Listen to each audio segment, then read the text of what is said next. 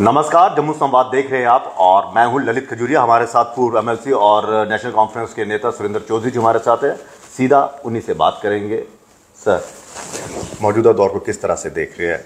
युवा सड़क पर है, कुछ सामाजिक कार्यकर्ता जो युवा राजपूत सभा के लोग हैं वो जेलों में बंद है, टोल के ऊपर ज़बरदस्त हंगामा है, स्मार्ट मीटर एक बहुत बड़ा मुद्दा है और भी कैसे ऐसे मुद्दे हैं जिस पर जम्मू के लोगों को काफ़ी परेशानियों का सामना करना पड़ रहा है। क्या इसमें एलजी साहब फेल हो गए हैं या फिर जो कहते थे कि आओ बैठे रहें वो इसको हैंडल नहीं कर पाए या एड्रेस नहीं कर पाए दिल्ली में? ललित जी, सब तो बड़े बदकिस्मती जम्मू की यही रही कि हमारे बुजुर्ग जब लीडर थे इस प्रोविंस के या जम्मू कश्मीर में, जो लीडर थे हमारे बड़े बड़े नाम हैं, आप भी जानते हो। अगर मैं गिना, चाहे वो बीजेपी के अंदर थे, चाहे वो कांग्रेस के अंदर थे, चाहे वो एनसी के अंदर थे, चाहे वो पीडीपी के अंदर थे या किसी भी और भी जो दल थे, चाहे वो नेशनल थे या रीजनल दल थे, उन लोगों की एक सोच थी और हमेशा उन्होंने जम्मू की जदोजहद, जम्मू के लिए लड़े, उन्होंने जदोजहद की और बड़े बड़े आंदोलन जम्मू शहर में हुए। लेकिन बदकिस्मती आज ये हुई कि 2014 के बाद जब लोगों ने भारतीय जनता पार्टी को जम्मू कश्मीर में, जम्मू के लोगों ने अपनी रहनुमाई दे दी और इतना भरोसा और इतना विश्वास करके दे दी कि उन्होंने सोचा कि अब जो भी हमारा भविष्य है इस भारतीय जनता पार्टी के हाथ में है, तय करेंगे, वही तय करेंगे। और क्योंकि हमेशा बीजेपी के लोगों ने एक माइंडसेट जम्मू सूबे के अंदर बना दिया कि भाई जम्मू के लोगों का कोई भला कर सकता है तो सिर्फ और सिर्फ बीजेपी है और कोई दल नहीं है। और उसी चीज को सोचते हुए जम्मू के लोगों ने एक इकट्ठा होके, एक मुट्ठ होके, एकजुट होके उन्होंने एक फैसला किया कि इस बार 2014 में इन्होंने बिल्कुल बीजेपी को एक साइड, वन साइडेड वोट डाला और 25 की 25 सीटें बीजेपी को उसकी झोली में डाल दी। और मैं ये कहता हूं कि जम्मू के लोगों की बदनसीबी और जम्मू के लोगों की रहनुमाई उसी दिन खत्म हो गई थी जिस दिन बीजेपी को यहां से फुल मेजॉरिटी में आपने भेज दिया था। क्यों? अगर बीजेपी टुकड़े टुकड़े में आती, कुछ सीटें जम्मू में कांग्रेस को मिलती, कुछ एनसी को मिलती, कोई बीजेपी को मिलती, डिवाइडेड हाउस मिलता जम्मू के अंदर, तो इनको जम्मू के लोगों की कदर रहनी थी। जब इन्होंने देख लिया कि अब ये वन साइडेड हमें आ गया है, अब ये जम्मू वाले क्या करेंगे, उसके बाद आज जम्मू के लोगों को, जब जम्मू के लोगों ने जो विश्वास और भरोसा इन पे किया, उस भरोसे का और उस विश्वास का फल यह है कि जम्मू के बच्चे बच्चे पे गली कूचे के अंदर डेढ़ डांगें चल रही हैं, लाठियां चल रही हैं। और जो बच्चे आज हमारे जेलों में बंद हैं, चाहे वो कठुआ जेल में हैं या यहाँ छोटे मोटे थानों के अंदर जो बच्चे बंद हैं, वो बच्चे वही हैं जिन्होंने बीजेपी को वोट डाले हुए हैं। इसलिए मैं ये आपको कहूंगा कि जो ये आज हमारे सामने जो एक हालात पैदा हुए हैं, आप अगर आज इस हालात को देखते हैं तो मैं आपके इस चैनल के माध्यम से, क्योंकि आप एक बड़े प्रोमिनेंट जर्नलिस्ट हैं और हमेशा आपने जम्मू की बात की, यहाँ कई ऐसे अब नाम बड़े रखे हुए हैं, हम पता नहीं कौन कौन से पोर्टल लेके घूमते हैं, हम ये जम्मू के हित की बात करते हैं। आज कहाँ गए हैं? आज क्यों नहीं बाहर आ रहे? कहाँ गया उनका सनातन? तो कहाँ गया उनका डोगराइज्म? ये चीजें मैं उन लोगों पर सवाल खड़े करता हूँ, उनको सामने आना चाहिए। आज सामने आके भारतीय जनता पार्टी को एक्सपोज करना चाहिए। भारतीय जनता पार्टी की जो जम्मू कश्मीर की लीडरशिप है, जो कहा था आऊं बैठे ना, चिंता नहीं करनी, और आऊं बैठे था उनकी तरह, तो विपक्ष को भी तो एक्सपोज करना चाहिए। विपक्ष ने क्या किया? सुनिए, मैं बताता हूं, वही बताता हूं ना। तो इसलिए मैं आपको ये कहूंगा कि आज आपके चैनल के माध्यम से मैं जम्मू के लोगों से, जम्मू प्रोविंस के लोगों से अपील करता हूं कि आप इस राजनीति, जो बीजेपी ने राजनीति जम्मू सूबे के अंदर फैलाई, हिंदू वर्सेस मुसलमान, सिख वर्सेस दूसरा, राजपूत वर्सेस तीसरा, जाट वर्सेस तीसरा, गुज्जर वर्सेस पहाड़ी, एससी वर्सेस चौथा, मतलब इतने इन्होंने डिवाइड एंड रूल, इतना डिवाइड जम्मू के अंदर कर दिया है कि हर आदमी सोचता मैं हूं कौन। बात आज लोगों को ये नहीं पता मैं हिंदू हूं, मैं मुसलमान हूं। ये तो पहले भी होती थी सर चीजें। मैं बताता हूं, लेकिन होती थी, लेकिन जिस पहले तो ये तो बीजेपी ने ना क्रिएट की। नहीं, बीजेपी ने क्रिएट क्यों की? बीजेपी को यही मोल तो जम्मू के अंदर सूट करता है। अच्छा, क्यों सूट करता है? कि जम्मू जितना डिवाइडेड रहेगा। देखिए, आप एक चीज बताइए हमें, क्या जम्मू का हिंदू डोगरा नहीं है? क्या जम्मू का मुसलमान डोगरा नहीं है? क्या जम्मू का सरदार डोगरा नहीं है? हर आदमी जो जम्मू में रहता है, जो 47 से पहले और जो आज तक है, ये जम्मू के डोगरे हैं ना।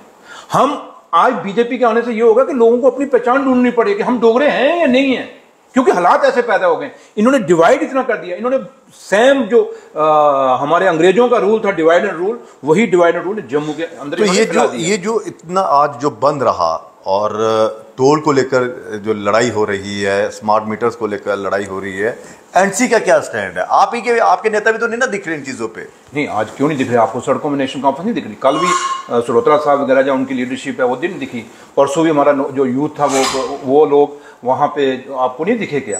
नेशनल कॉन्फ्रेंस पूरी है। ये खाली नेशनल कॉन्फ्रेंस की बात नहीं है। आज मैं आपको कहूंगा इसको नहीं, उम्मीद तो उमर अब्दुल्ला जी से भी थी, कश्मीर के लीडर से भी थी कि वो इस पर कुछ बोलते, वो खामोश है, वो तमाशा देख रहे हैं। नहीं ललित भाई, मैं आपको कुछ और इशू कह रहा हूँ।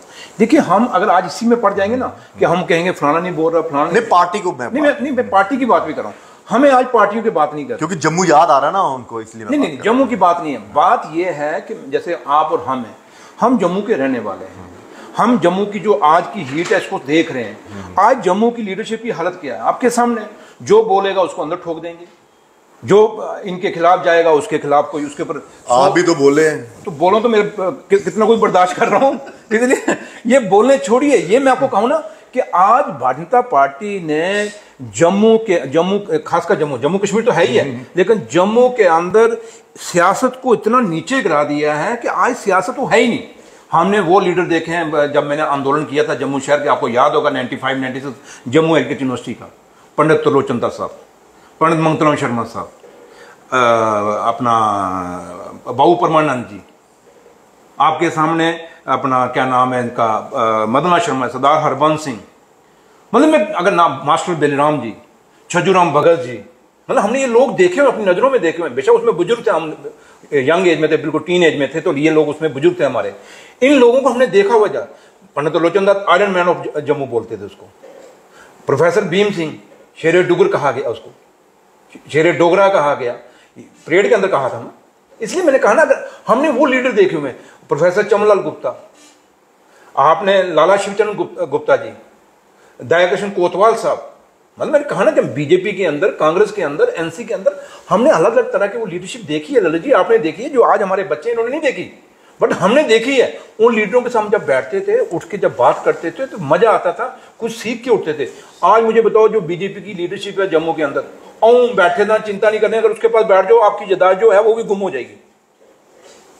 मतलब आज किससे, अब 2 मिनट रविंदर रैना के पास ही अगर आप बैठ जाओ, तो रविंदर रैना के पास बैठ के आप मुझे बताओ क्या नई बात हम वहां से सीख के आ जाते हैं। एक वक्त था प्रोफेसर, ये तो आप बता सकते हैं ना, आपने मैं वही कर रहा हूं, तो क्या सीख के आया? मैंने वही करना सीख के ये आए बुर्बादी लोग जम्मू की। तो इसलिए मैंने कहा कि आप प्रोफेसर चमनलाल गुप्ता जब प्रदेश अध्यक्ष होते थे, जब हम उनके पास बैठते थे, प्रोफेसर साहब के पास, अब याद करो वो दिन, उसमें दफ्तर तो वहाँ कच्ची छावनी में होता था ना, कितनी एजिटेशन, कितने आंदोलन होते थे।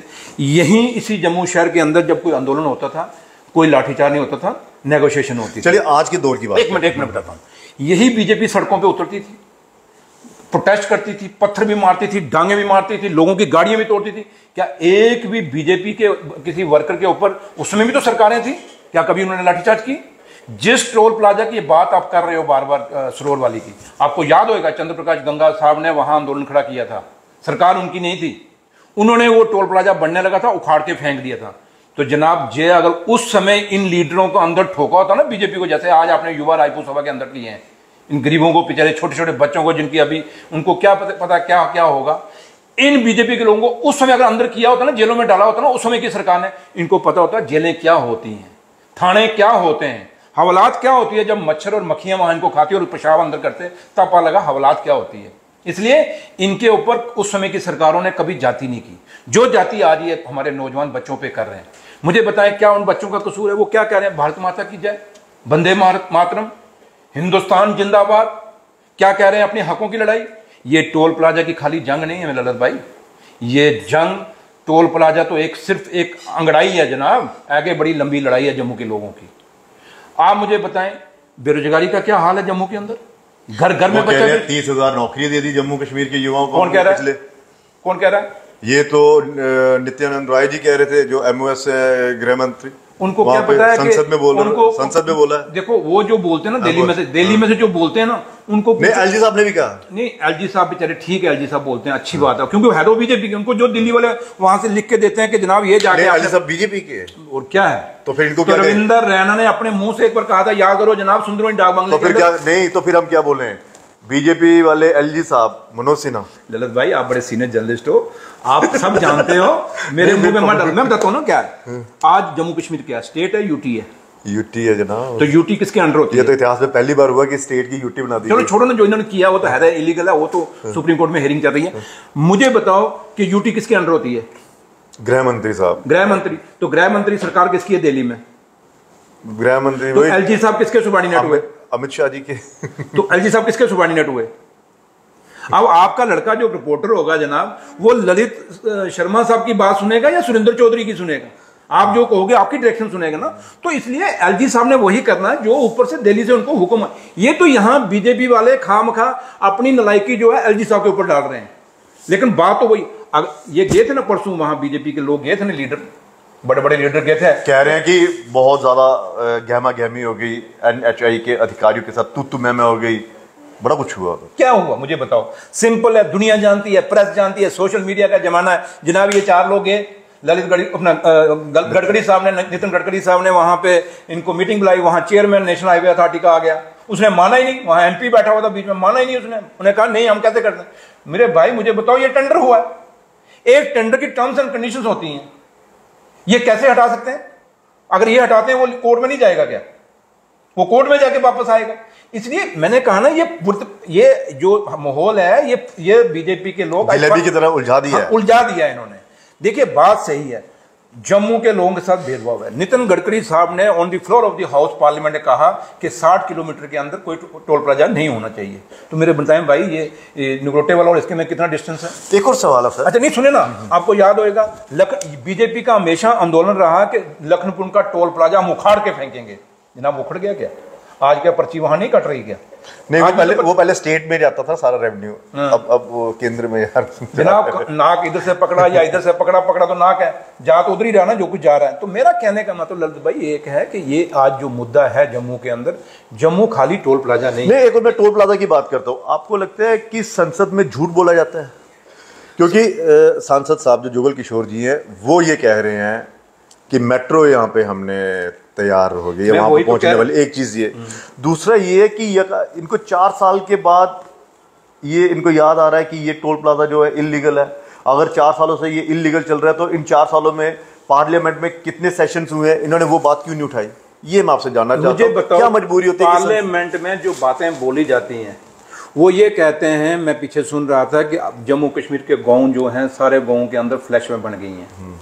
मेरे भाई चलो मेरे इलाके में, जहाँ से रविंद्र रैना साहब आते हैं, हमारे बहुत बड़े इंटेलिजेंट आदमी, चिंता नहीं करनी, उनको बोलो कि क्या सारा गांव जो है वहाँ फ्लैशें बनी हैं।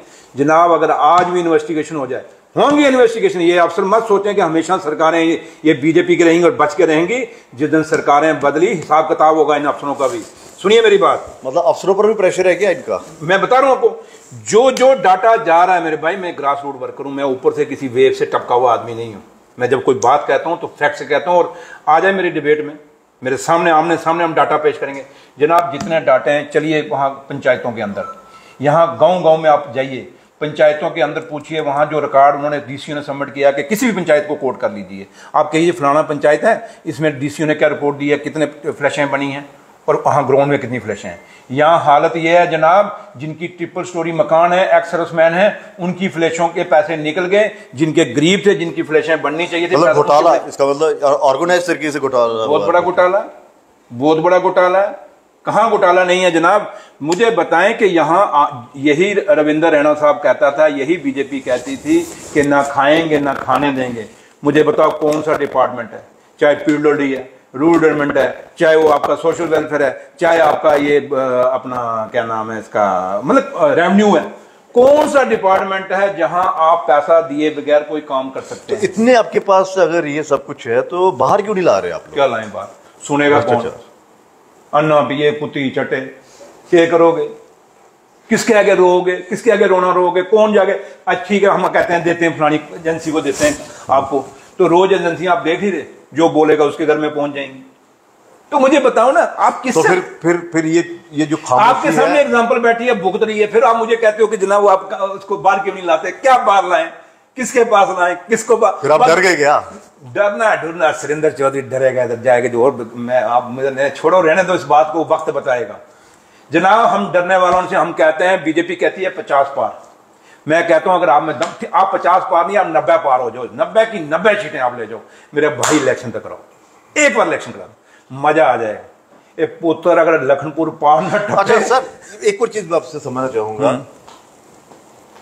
अगर आप भाजपा में होते, मतलब थे तो अब आगे ना, एक सवाल, अगर आप भाजपा उस दिन से मेरा जो तुम्हें गया हूं छोड़ो बीजेपी आप अगली बात करो। एक सवाल, अगर आप भाजपा में होते तो ये जो स्मार्ट मीटर का मुद्दा लेकर जो चल रहा है, इसमें लोगों सड़क पर है और हमारी माँ बहनें जो हैं वो सड़क पर आ गई हुई हैं, विरोध कर रहे हैं, गरीब लोगों के जो है 5-5, 10-10 हज़ार बिल ला रहे हैं, और एक पूर्व मंत्री प्रेस कॉन्फ्रेंस कर रहा है भारतीय जनता पार्टी के दफ्तर में, कह रहे हैं कि ये सही है। अगर आप होते तो आप ये करते? यानी कि सरकार के प्रवक्ता बनकर आ रहे हैं सब। आप होते तो आप क्या करते? आप प्रेस कॉन्फ्रेंस करते और इस स्मार्ट मीटर के फायदे गिनाते? देखो मैं बड़ा, ये सरकारों का काम है या एक्स विधायकों का काम? भाई मुझे बताओ, मैंने कहा ना इस जम्मू कश्मीर में हर चीज नहीं हो रही है। इस बीजेपी जो भरोसा जम्मू के लोगों ने किया, जो वो इनको धोखा मिला आगे से। आप मुझे बताओ, अगर मैं इनके जो प्रोग्राम एंड पॉलिसी का अगर मैं मुतफिक होता या उनके साथ मैं सेटिस्फाई होता तो मैं छोड़ के जरूरी आता। और मैं जब वहाँ 1 साल सर्विस रही, मेरी नौकरी रही वहाँ, अग्निवीर रहा मैं वहाँ पे, ठीक है। वो जो हालत वहाँ है, वहाँ क्या कहते हैं, अपनी मन की बात बताते हैं। हम अपनी मन की, हमारे मन की नहीं सुननी उन्होंने, लोगों के मन की नहीं सुननी। वहां मुझे बताओ कि मैं कहता हूं ये कितना सही है कि एक पूर्व विधायक, एक पूर्व मंत्री, मैं उसी बात पे आ रहा हूं, सरकार का प्रवक्ता बनकर बैठे। मैं वही आपकी उस बात पे आ रहा हूं। मैंने आपको कहा कि ये तो एक बात हुई ना कि वो जो हमेशा एक सिस्टम क्या है, गवर्नर रूल इससे पहले भी रहा है, बिल्कुल। ये एलजी रूल जो है इसको गवर्नर रूल मान लीजिए। गवर्नर रूल हमने उस समय भी देखा जब हमने आंदोलन किए हुए हैं, 6 साल लगातार रहा, 90 से 96 तक। के.वी. कृष्ण राव हुआ करते थे, बिल्कुल, ठीक है, और एक स्ट्रॉन्ग गवर्नर थे वो भी। लेकिन हुआ क्या कि इससे पहले जब भी कोई प्रॉब्लम होती थी, आपने इस जब 2014 के बाद आई मुलाजमों का, आपको पता जीपी फंड साल हो गया उनको जीपी फंड ही नहीं मिल रहा। किसी ने अपने बच्चे की शादी करानी है, किसी ने कोई मकान बनाना है, किसी ने अपने बच्चे को ब्याना है, उनको जीपी फंड क्या होता है, वो पर्सनल उसका अपना डिपॉजिट है जो 24 घंटे के अंदर, क्योंकि मैं ट्रेड यूनियन लीडर रहा हूं, जब जरूरत होगी वो निकाल लेते हैं, जैसे ही जरूरत है 24 घंटे के अंदर। और वो निकालने के 2 ही तरीके होते हैं, एक बेचारा कोई मकान बना रहा हो या एक शादी कर रहा हो या कोई बीमार है उसी के। तो ये 3-4 चीजें रीजन होते हैं। मैं क्योंकि ट्रेड यूनियन लीडर रहा हूं और मैं जानता हूं, अब तो 24 घंटे के अंदर 24 न हो तो ऑन द स्पॉट वो जैसे ही वो गया, फाइल दिया उसको जीपी। आज 1 साल से जीपी फंड नहीं मिल रहा। आपने मुलाजमों के कितने इश्यूज हैं, आपने किसी, तो ये किसने, पहले सुनो ना सर, मैं बता रहा हूं आपको, क्या कोई ट्रेड यूनियन आपने सड़कों में देखी? इससे पहले तो हम देखते थे, आपने देखी? ये नाम सुने हुए समझो ट्रेड यूनियन हिस्ट्री हो गई है। आज हालात क्या है, आप कहते हैं ना कि ये चीजें, एक एक्स मिनिस्टर प्रेस कॉन्फ्रेंस कर रहा है on behalf of government BJP का, यही तो बदकिस्मती है जम्मू की। आपने कभी देखा यहां रैबरे जंगलात के बच्चे आए, धरना कहां लगना चाहिए था? डिबकॉम के ऑफिस या डीसी के ऑफिस या सेक्रेटरीट के बाहर जाना चाहिए था। वो जाते कहां हैं? बीजेपी ऑफिस के बाहर। आपके रैबरे खेल कहां गए? बीजेपी ऑफिस के बाहर। एनवाईसी कहां गए? होमगार्ड्स कहां गए? मतलब उनको उम्मीद है ना कि ये करेंगे। कहां गए? इनको उम्मीद है, उनको उम्मीद है वो सुनो ना मेरी बात भाई जी, मैं आपको क्लैरिफाई कर दूंगा पूरा। इनका दूध का दूध, पानी का पानी कर दूंगा जो बातें करते हैं ये कहां गए? जितने भी मुलाजिम, चाहे वो डेली पीएचई डेली वेजर्स, कितनी बारी गए वहां का, शेर आया नारे बजते थे। मैं आज मुझे बताएं, वो नारे अगर वो डिबकॉम या राजभवन के बाहर जाते या डीसी के ऑफिस के बाहर जाते या सेक्रेटरीट के बाहर जाते तो शायद आज उनका मसला हल हो जाना था। ऐसे बड़ी लंबी चौड़ी कतार है उनकी मुलाजमों की। जहाँ इन मुलाजमों की हमेशा, जब मैं ट्रेड यूनियन लीडर होता था एग्रीकल्चर यूनिवर्सिटी के अंदर, जब वहाँ सुकाश की लीडरशिप करता था, वहाँ के जो डेली वेजर के इशू होते थे, हम जो परमानेंट मुलाजमों की एसोसिएशन थी, हम उसको हैंडल करते थे। मतलब कुल मिलाकर यूनियन खत्म कर दिया ना सारे। मतलब हाँ, ये डिक्टेटरशिप है ना, वही तो मैं कह रहा हूँ आपको।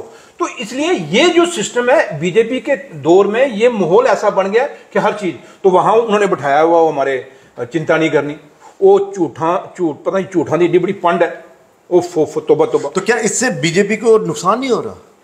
मैं वही तो कह रहा हूं कि रैना साहब को बोलो, आपने सबको एश्योरेंस दिए हुए हैं, आज 3 साल तक एश्योरेंस दे रहे हो सबको, आपका भी हो जाएगा, आपका भी हो जाएगा, आपका भी। अन्ना मंडे रेवड़ियां मुड़ अपने कार, अगर सारों को आपने हाँ की, तो अभी तक उनको वो उनके, अच्छा सर, उनकी रेगुलेशन या उनके ऑर्डर क्यों नहीं हुए? एक और सवाल सर। तो इसलिए मैं आपको कहूंगा कि ये एक निजाम इनके दौर में बिगड़ा है। जो काम एडमिनिस्ट्रेशन ने करने चाहिए वो बीजेपी के प्रवक्ता कर रहे हैं। तो इसलिए जो ये सिस्टम हो रहा है ना, ये हम क्या कर रहे हैं, एक अनारकी जम्मू कश्मीर में फैला रहे हैं, अराजकता हो गई, अराजकता जुमला, एक ऐसा माहौल पैदा कर रहे हैं जिससे डर और खौफ, हाँ डर और खौफ, ताकि हर कोई आदमी बोल ही ना सके आपके खिलाफ। तो जब ये, और मैं तभी बार बार कह रहा हूं कि बीजेपी सिर्फ और सिर्फ अगर जम्मू कश्मीर के हालात को ठीक करना, ये जो आप स्मार्ट मीटर की बात कर रहे हो मेरे भाई, इससे भी बड़ा एक मुद्दा है, आपने आर्मी की भर्ती बंद कर दी है। ये गांव के लोग, बॉर्डर के लोग, ये ज्यादा भर्ती कहाँ होते थे? अग्निवीर कर रहे हैं सर। अग्निवीर कितने के भर्ती हुए, उनको बोलो लिस्ट निकालो, बीजेपी के दफ्तर बोलो, उनको बोलो आप निकालो डाटा के कितने अग्निवीर भर्ती हुए, और जिन्होंने भर्ती हुए भी तो कितने छोड़ के चले गए। इसलिए आज फौज की भर्ती, आज मैं आपके सामने बैठा हूं, अगर मेरे फादर फौज में होते तो शायद मैं इस मुकाम पे ना होता। तो इसलिए फौज की भर्ती थी, जहां लोगों के गांव के बॉर्डरों में लोग क्यों बैठे हुए थे, आज इतनी पाकिस्तान की शेलिंग में भी क्यों बैठे थे, क्योंकि उनको रोजगार मिल रहा था।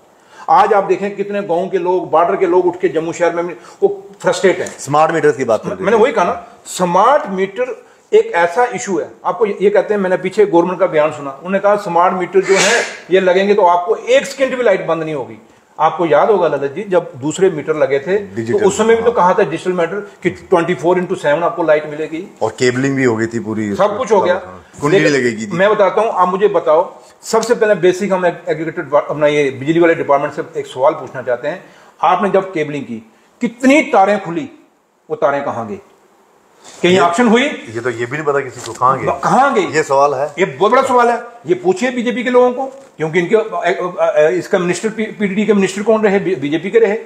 फिर आप ये पूछिए कि आप स्मार्ट मीटर लगा रहे हो, पुराने मीटर डाल, वो अभी तो लगे थे, वो मीटर कहां गए? 1700 करोड़ रुपए का टेंडर हुआ था, वो मीटर कहां जा रहे हैं, वो किस खाते में है? ये एक बहुत बड़ा स्कैंडल है। आज आप, मैंने कहा ना कि आज यही रविंदर रैना साहब ऑन दी फ्लोर हाउस कहा था असेंबली के अंदर कि हम नशा मुक्त जम्मू कश्मीर बनाएंगे। जनाब घर घर में जाके वाइन शॉप में एक वक्त आएगा, आपको डिलीवरी बॉय आएंगे, जनाब बोतल तो नहीं चाहिए, कर तो दिया था एलजी साहब ने, हो गया कर तो दिया था, घर घर में किराने की दुकान जो भी, मैं वही कह रहा हूं। आज नशा, ड्रग्स, चिट्टा, पुलिस का हाल यह है कि वो चिट्टे को नहीं पकड़ती, वो डंपर पकड़ती है बजरी और रेते का। आप बताएं कि बजरी और रेते का रेट कहां पे है? और आज की हालत में यह है कि आप चिट्टा कितना ओवरडोज से कितने बच्चे जम्मू कश्मीर में मर रहे हैं। नहीं, एक लास्ट में, इवन के रविंदर रैना साहब की अपनी नौशहरा कॉन्स्टिट्यूंसी के अंदर ओवरडोज से कितने बच्चे मर गए हैं। ओवरऑल एक रोश आप आरटीआई लगाए ललित जी कि पूछें कि अभी तो एक सवाल उठा था संसद में, जवाब मिला था 13 लाख के करीब युवा जो है वो नशे की लत में है, नशा लेते हैं, वो 13 लाख जम्मू कश्मीर लत में मरे कितने ओवरडोज में, वो नहीं बताया। उनको बोलो बताओ ना। ये मैंने कहा ना, जो लोग ये कहते थे ना खाएंगे ना खानेंगे उनके दौर में, मतलब जो सही मुद्दे हैं उस पर ये रोशनी डालेंगे। मैंने कहा ना, आज बुजुर्ग, हमारे बुजुर्ग, क्या मजबूरी यही है कि एलजी साहब के खिलाफ जो इन्होंने धरना, एक इन्होंने विद्रोह जो शुरू किया था और दिल्ली से जो डांट पड़ी थी, इसलिए खामोश हो गए हैं? मैं फिर कहता हूं मेरे भाई कि एलजी के खिलाफ ये विद्रोह कैसे कर सकते हैं? एलजी साहब इनके अपॉइंटेड हैं, एलजी साहब इनके लगे हुए हैं, एमएचए इनका है, ऑर्डर सारे वहां से निकल रहे हैं। नहीं, पिछले दिनों ने विरोध किया था ना, विरोध किया था कि एलजी साहब ये नहीं जानते, वो नहीं जानते, हमसे पूछ लेते।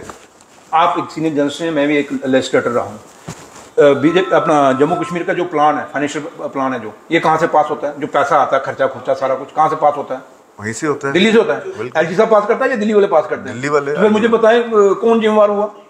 मतलब कैसे? देखो आप आम आदमी, मैं इनकी बात कर रहा हूं, इन्होंने भी पिछले दिनों वही कहा ना, मैं वही कह रहा हूं, विरोध किया था ना एलजी साहब का कि हमें काम नहीं करने देते, बीजेपी को बदनाम करने की कोशिश की जा रही है, एलजी साहब ये करते हैं, एलजी साहब खुद इनका मिनिस्टर रहा दिल्ली के अंदर, यूनियन होम मिनिस्टर रहे, रेलवे मिनिस्टर रहे, गाजीपुर से उन्होंने इनके मैंडेट पे इलेक्शन लड़ा हुआ है। ये कैसे कह सकते हैं एलजी साहब हमारे? आज भी क्या एलजी साहब क्या पता अगला इलेक्शन फिर वहीं से गाजीपुर से लड़े, क्या पता वो चीफ मिनिस्टर बन जाए यूपी के। इसलिए ये कैसे कह सकते हैं एलजी साहब हमारे नहीं भाई जी? मैं आपको साफ कहता हूं, ये चलिए नहीं, सुनिए, ये जो घड़ियाली आंसू बह रहे हैं ना बीजेपी, उनको कहो मत वो। जम्मू के लोग सहानुभूति लेने की कोशिश, ये सहानुभूति जम्मू, क्योंकि उनको पता है जम्मू के लोग भोले भाले हैं, ये जम्मू का हिंदू, ऐसे ही लोगों को ये फिरकी दे रहे हैं कि ये एलजी की सरकार है, इसलिए एलजी साहब ही सब कुछ। मैंने वही तभी मैंने कहा ना कि ये सिर्फ और सिर्फ एक, ठीक है सर, नहीं सुनिए, लास्ट में मैं आपको एक चीज कहूंगा, मैं आपके चैनल से, क्योंकि आपको सुनते हैं लोग, मैं जम्मू के लोगों को अपील करना चाहूंगा, चाहे वो खिता पीर पंचायत है, चाहे खिता चुनाव वैली है, चाहे जम्मू के लोग हैं, चाहे वो हिंदू है, चाहे वो मुसलमान है, चाहे वो सिख है, चाहे वो ईसाई है, हर आदमी इकट्ठा हो जाओ। जब तक आप इकट्ठे होकर एक मूवमेंट नहीं चलाओगे, ये बिखरे रहोगे तो ऐसे ही एक वक्त आएगा, यही जो आपके बच्चे हैं, जब इनको रोजगार नहीं मिलेगा, ये आपका गला काटेंगे। क्योंकि बच्चों, सबसे बड़ा मुद्दा आज की डेट में है कि बच्चों के पास रोजगार नहीं है और नशे की तरफ बच्चे बढ़ रहे हैं। डिप्रेशन में बच्चे चले गए हैं सर, रोजगार की वजह से। आज कितने बच्चे ओवर एज हो गए हैं, मतलब कि कहीं रिक्रूटमेंट नहीं है, कोई कुछ नहीं है, नशा है, महंगाई है और कहीं सुनवाई नहीं। अच्छा, आपको कितने साल हो गए इस राजनीति में आए हुए? मुझे एक्टिव पॉलिटिक्स में तो 20 साल हो गए। 20 साल, वैसे मुझे 33 साल हो गए। 20 साल की मैं बात करता हूँ।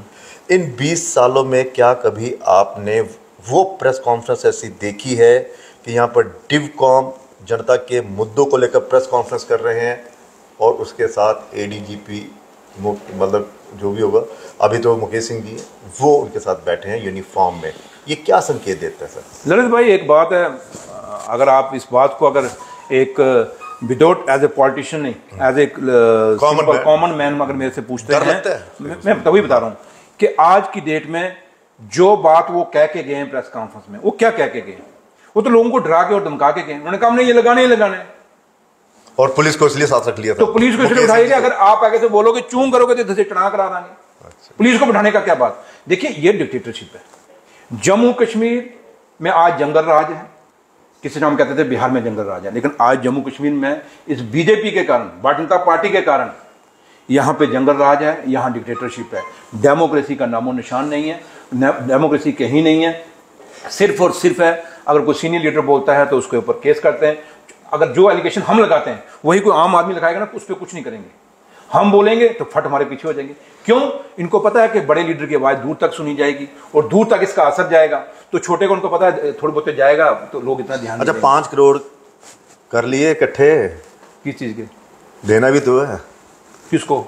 राणा साहब जी ने कर दिया आपके मानहानि का। वो देखेंगे जब वो आएगा नोटिस, हमें कोई बात नहीं, वो नोटिस आएगा। देखिए, हिंदुस्तान की जुडिशरी और जम्मू कश्मीर की जुडिशरी पे हमें भरोसा है। लेकिन आपको नहीं लगता है सुनिए सुनिए सुनिए, हिंदुस्तान की जुडिशरी और जम्मू कश्मीर की जुडिशरी बड़ी फेयर जुडिशरी है और हमेशा इन्होंने इंसाफ किया है, इसलिए ये केस जाते हैं, लेकिन फैसला जुडिशरी ने लेकिन और आपको लगता है कि इस दौरान 5 करोड़ मानहानि का नोटिस भेजना और उस वक्त जब लोगों के जो मुद्दे हैं, लोग सड़क पर है, आप बंद है, जेलों में है युवा, और वहां पर आपका ध्यान नहीं जा रहा है, लेकिन हाँ ये है कि 5 करोड़ का नोटिस भेजना है। ये फैसला जम्मू कश्मीर की जर्नलिस्ट करें, ये फैसला जम्मू कश्मीर की आवाम करे। सुरेंद्र चौधरी का आवाज है, आवाज बना रहेगा। हमने निशारा में अपना जहां तक ताल्लुक है, दम खम से लगे हुए मेरे भाई, अगला इलेक्शन भी दम खम से लड़ेंगे। जम्मू के लोगों की आवाज भी उठाएंगे, लेकिन इलेक्शन तो हमने निशारा से लड़नी है और ठोक के लड़ेंगे। 2014 में भी लड़ा था, 2008 में भी लड़ेगा, अगला भी लड़ेंगे। बाकी वहां देखा जाएगा, मुकाबला इन चीजों का जवाब लोगों ने देना है और निशारा के लोग जानते हैं कि सुरेंद्र चौधरी क्या है। इसलिए छोड़िए ये चीजें जो तो छोटी मोटी ये बातें होती हैं, ये परवाह नहीं करते। ठीक है, आखिरी सवाल, ये जो अब आंदोलन चल पड़ा है, ये कहीं खत्म होगा या फिर कह सकते हैं कि अब ये अपने आप ही चल रहा है आगे? देखिए, हम तो एक ही बात कहेंगे कि भारतीय जनता पार्टी के लोगों को, युवा राजपूत सभा के जो नौजवान हैं और दूसरे भी जो नौजवान अपने जेलों में बंद किए हैं, इनको बाहर निकालिए। आप अपनी हिस्ट्री बताते हैं कि हमने जेलें देखी हैं। भैया, जो जेलें आपने कुछ नकली जेलें देखी हुई हैं, वो 1-2 लोगों ने जेलें देखी हैं। आप तो हमारे पूरे जम्मू के लोगों को अंदर कर रहे हैं, हमारे पूरे नौजवानों को अंदर कर रहे हैं। मैं बार बार कहता हूं कि इन लोगों का कसूर क्या था कि भारत माता का झंडा लेके ये घूम रहे थे आगे पीछे और अपनी डिमांडों के लिए लड़ रहे थे। ये क्या गुनाह है इनका? अगर ये झंडा उठाए तिरंगा तो जायज, दूसरा को उठाए तो उसको जेल में ठोकेंगे। ये कौन सा इंसाफ है? ये 2 कानून जब हिंदुस्तान में नहीं चलेंगे, ये 2 कानून जम्मू कश्मीर में नहीं चलेंगे। तिरंगा आप भी उठाते हो, तिरंगा हम भी उठाते हैं। फर्क इतना है कि आपका तिरंगा हाथों में है, हमारा तिरंगा दिल में है। और दिल का तिरंगा जो वो सबसे बड़ा तिरंगा है, ये हाथों में कभी किसी समय आगे पीछे हो सकता है। इस वक्त तो दिल्ली तिरंगा भी नहीं खुला, वो भी बेचारा इनके हाथ से खुलना पसंद नहीं कर रहा। इसलिए छोड़िए इन बातों को, जब बात करने पे आओगे बड़े कुछ ललित भाई बाकी। लेकिन मैं फिर कहूंगा, मैं एडमिनिस्ट्रेशन से, एलजी साहब से रिक्वेस्ट करूंगा कि आप ये छोटी मोटी बातों को मत अपने गौर में लाइए। आपके पास एक तजुर्बा है सियासत का भी और एडमिनिस्ट्रेशन का भी। आप ये जो नौजवान अंदर हैं, इनको छोटी सियासत में आके मत बंद करिए, इनको बाहर छोड़िए और जम्मू के लोगों को एलजी साहब हक दीजिए बोलने का। और ये बीजेपी तो चाहती है कि जम्मू के लोगों का हक दबाया जाए, लेकिन आपसे हम उम्मीद करेंगे कि आप जम्मू के लोगों के साथ इंसाफ करेंगे और जो भी इनकी डिमांडें हैं वो पूरी करिए और जो भी हमारे नौजवान अंदर हैं उनको छोड़ा जाए। और जम्मू सूबे के लोगों से मैं फिर अपील करूंगा, इकट्ठे होइए, एक मुठ हो जाइए, पॉलिटिकल पार्टी में मत डिपेंड करिए, आप अपनी आवाज बन के जैसे जम्मू आगे खड़ा होता रहा है वैसे खड़े होइए। जो नौजवान आगे आना चाहते हैं वो खड़े होके इन लोगों को इकट्ठा करें और आगे चलें। जरूरी नहीं कि पॉलिटिशियन आगे आए तो तभी आगे होंगे, बिना पॉलिटिशियनों के भी आगे आए। चलिए बहुत बहुत शुक्रिया आपका।